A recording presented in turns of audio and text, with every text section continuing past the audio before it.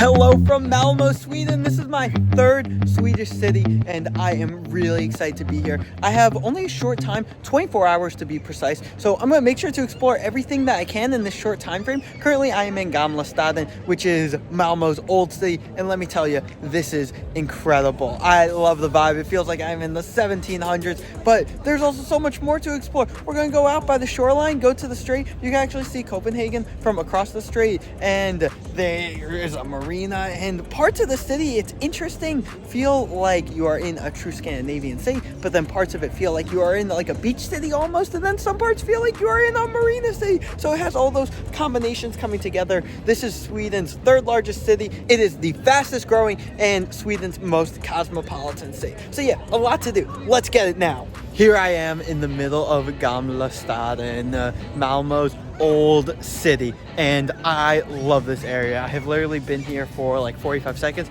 and I can already tell this is my type of atmosphere, my type of vibe. It still has the medieval layout. It still has the old architecture, the old buildings. It feels like you're stepping into the 19th century, maybe the 18th century. I come here and I am walking on stones, and there are restaurants on the outside. And yeah, Gamla Staden, the old city, this is so much better than the old city in Gothenburg or Stockholm, because those, yeah, while old, we're still relatively modern.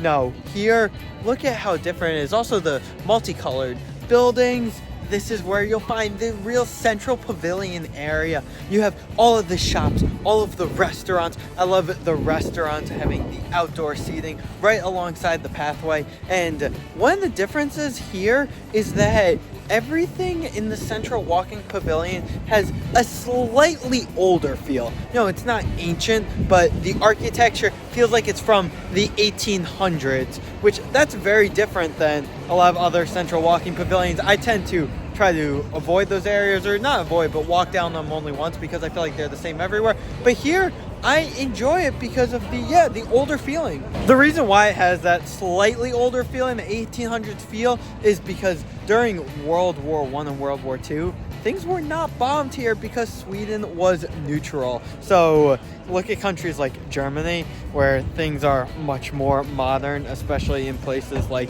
Munich and Nuremberg, that you don't get that there because it was bombed to the ground. Relating to the restaurants in the old town, they are all grouped together. So look at this right now, how I'm literally walking along. It's like 10 restaurants in a row, some on the left, some on the right, all with atmospheres outside.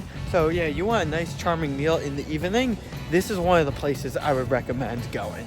Here is St. Petri Cathedral, and this structure is huge and continues with the old theme of the area. And wow, it stands tall, way taller than the buildings that surround it. If you are, in fact, doing a day trip from Copenhagen, I would recommend starting off in Gamla Staden because it is right next to the train station. So yeah, being in the old city, getting that Swedish cultural medieval flavor, yeah, this is the spot to be. So let me just give you some history of Malmo. So it was originally settled in the late 13th century, and throughout history has really bounced around between being controlled by the Danish and being controlled by the Swedish. So since then, it has become an important port for shipping, and it is very strategic in that sense. Easy access to Denmark, easy access to Norway, Germany, Poland, the Baltic, so forth. And in addition to that, today, now in the present day, is a huge cultural hub. It has a population of around 360,000 people, and is actually Sweden's largest growing city. It's the third largest overall in population. Its metro population is 750,000 people. That doesn't even include Copenhagen, which that is literally only a 40-minute drive from here, going right across the bridge. If there's no traffic, you could probably get there in about 20 minutes. People call Malmo Copenhagen's best day trip. A lot of people who are staying in Copenhagen for 4 days, maybe more, will come here, and it's so easy to go there and back, be able to be in Denmark and go to Sweden for the day. Like, how cool is that? That's not what I'm doing. That's not why I'm here. I actually came here from Gothenburg, Sweden's second largest city. I am making my way over to Copenhagen though. But yeah, that's why I'm staying over the night in Malmo. Now I am at Malmö Castle. This is one short 15-minute walk from the city center. The history behind this structure is incredibly interesting. It was built in the 1430s, and yes, this is still the original. You can see how old it is, how unique it is. It was refurbished during the 1500s, and then from the 1600s until the 1900s, this actually served as a prison. Now today, it's owned by the Swedish government, and it is maintained as a museum. If you want to go into the museum, if you're between the ages of 0 and 19, completely free. If you are above that age, then it's 60 Swedish kronen, which is $6 US. It's so cool walking across the moat to get into the castle/museum entrance. The museum is open every day from 11 a.m. until 6 p.m. I love how you have the oldness of the castle, and literally you walk to the moat and it's the newness of the city. The contrast of it is such a unique feature. Whoa, okay, and now I'm walking through the park that the castle is in, and it's so cool because you would think that this is a river, but no, this is a moat that was built way back when. It's so cool. There are multiple of these all around the castle, and it's such a great spot just to walk and relax by here. It's so cool that this waterway was built literally just for protection centuries ago. Look, you can even take a boat ride through the moat. The park is such a great place just to sit down and relax and get out of the busyness of the city, have a picnic, sit by the water. Okay, so now I'm at the marina, and sure, these boats are cool. It's very charming, but the main thing are these homes that are literally on this like stand that's floating in the water. Like, what? This is so cool. I literally haven't seen this before. I've seen this where it's actual boats, but it is like a dock that is floating and the house is on it. I don't even know how to describe it. You're seeing the images right here. Like, this is so cool. It's literally floating homes. I bet these are expensive. And I literally just took a 25-minute nap lying down on these wooden platforms right alongside everything. It was so peaceful.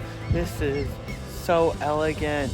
I just found the coolest spot in all of Malmo. Sure, being in the city center, that's interesting, but being out here by the beach in the open landscape is so much nicer, and let me tell you why.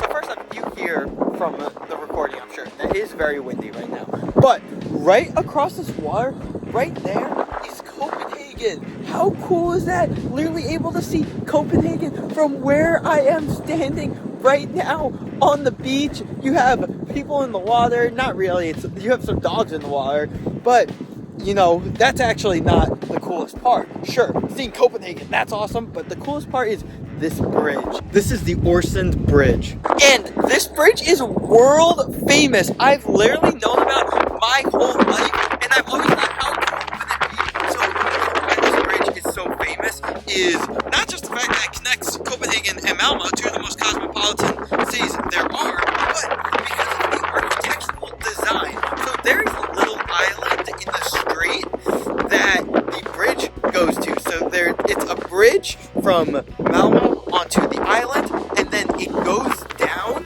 onto the island and becomes a tunnel. So you may think, oh, okay, whatever, that's just a bridge that is turning into a tunnel. Like, how interesting. Like, oh, who cares? But the reason why it's so cool is being at this viewing platform I am, because you can't see the island, so you don't see the bridge turning into a tunnel. So it looks like the bridge is just falling off the face of the earth. Like, all the cars that are driving on the bridge, it looks like they're plopping off the earth, like if it was flat. Like, that's what it looks like from here. It's so interesting. Like, you're seeing these images right now. Like, how cool is this? So cool.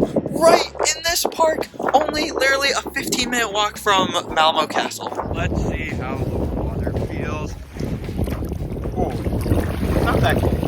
Right alongside Marianne Bastahammen might be the best shot of the Oresund Bridge. You see it literally right over my shoulder right now. Look, there it goes, there it goes, there it goes. And then what? All of a sudden, like, it's disappeared into the water. Like, here is where you can really see just how cool it is. Like, the design of it, like, it blows your mind looking at it. I normally don't point out specific buildings, but this one right here caught my attention. It's the turning torso, and the architecture is so cool because it's like the design, it's rotating. This is the tallest building of all 5 Nordic countries. Technically, there's one in Gothenburg right now that is taller, but it's currently under construction and it hasn't officially opened yet, so I don't count that. Tallest Nordic building, and it's only the second twisted skyscraper in the world. Yes, in the world. The other one's in Malaysia. What in the world does twisted skyscraper mean?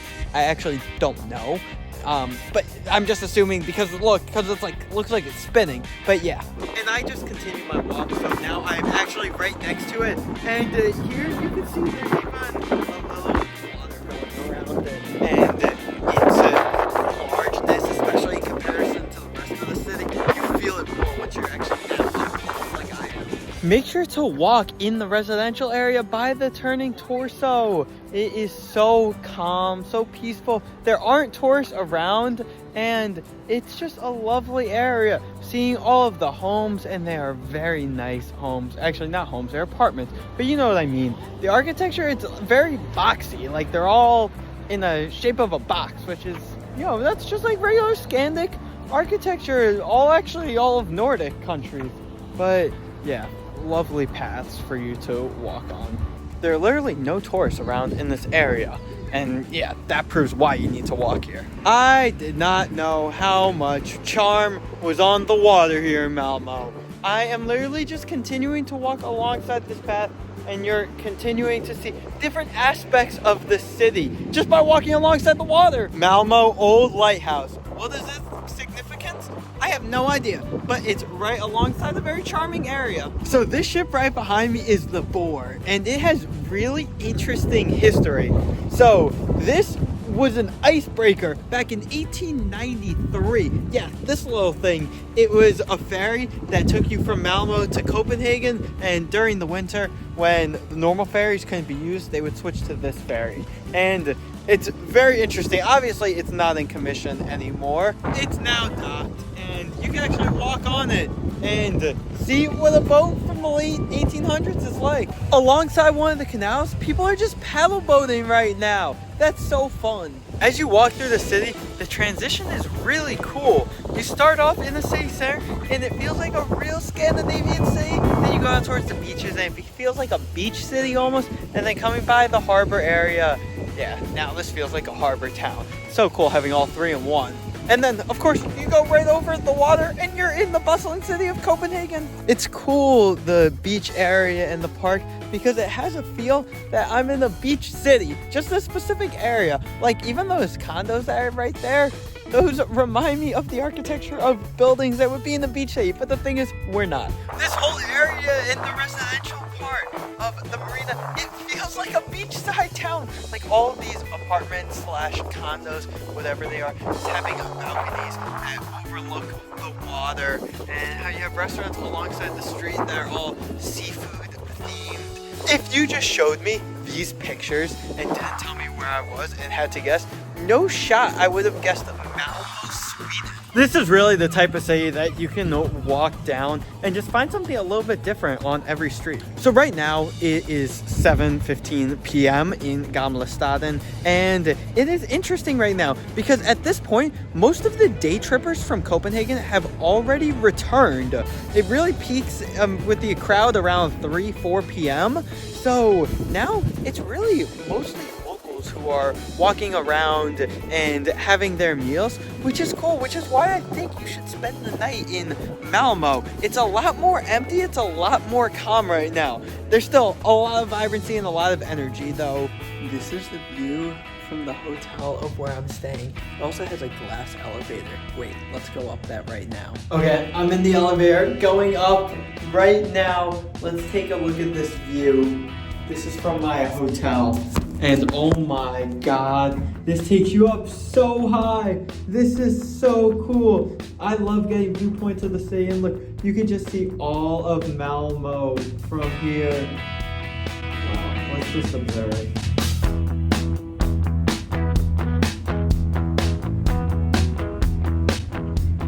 Alright, that's fitting clips. My time in Malmo has come to an end, and let me tell you, this city is so much more interesting than I expected it to be. I thought it was going to be rather small, and during these 24 hours I would be killing a lot of time, and I thought that people only come here because they're staying in Copenhagen and they want to do a quick day trip to Sweden so they could say that they've been to Sweden.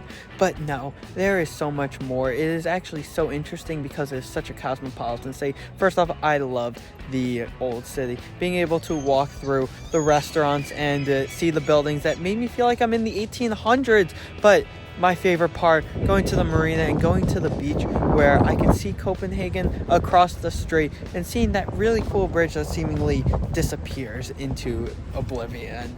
There is really a reason why people say this is the best day trip from Copenhagen. And yeah, I'm assuming many of you watching this are staying in Copenhagen and thinking about doing this for a day trip. So yeah, you definitely should. I started my journey in Stockholm and I went over to Gothenburg, down to Malmo, and going to Copenhagen. If you're doing a route similar to what I am doing, then I recommend staying the night and relaxing, getting a sense of what it's like in the dinner hours and after that, where all of the local tourists have gone back to Copenhagen and it is much more empty. So yeah, stay the night and then you can relax and then head to Copenhagen in the morning. But yeah, Malmo, you were much more fun than I expected, and yeah, visit here.